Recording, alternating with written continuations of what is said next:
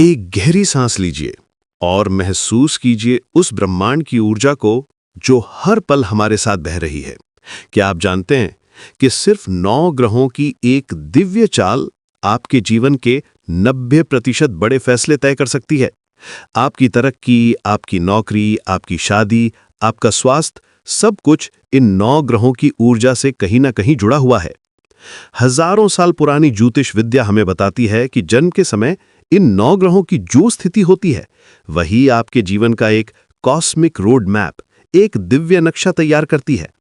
ये कोई डरने वाली बात नहीं है, बल्कि ये खुद को समझने का एक खूबसूरत जरिया है। चलिए इस दिव्य यात्रा पर चलते हैं और सबसे पहले मिलते हैं ग्रहों के राजा सूर्य से। सूर्य सिर्फ एक आग का गोला नहीं, ये आपके भीतर का आत्मविश्वास है, आपकी आत्मा की चमक है।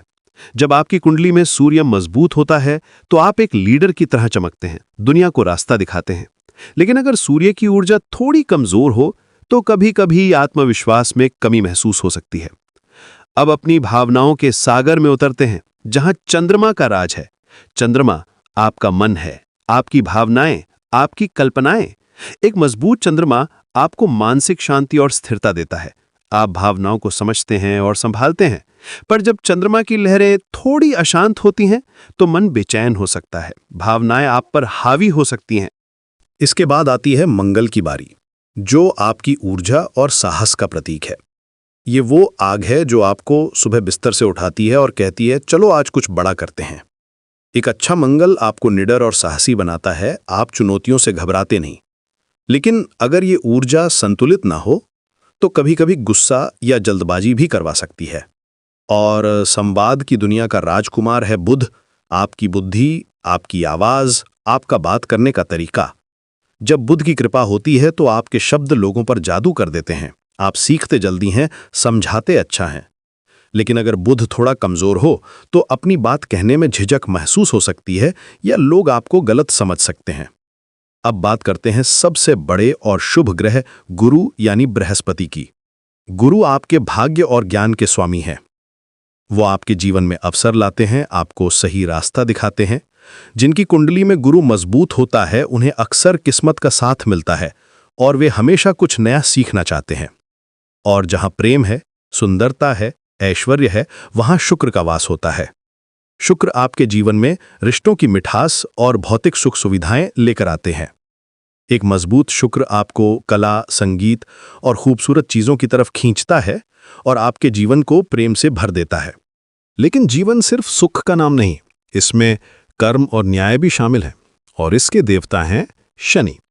शनि को अक्सर लोग गलत समझते हैं, पर वो एक सख्त टीचर की तरह है जो हमें अनुशासन और मेहनत का पाठ पढ़ाते हैं। एक संतुलित शनि जीवन में स्थिरता लाता है, आपको मेहनती और ईमानदार बनाता है।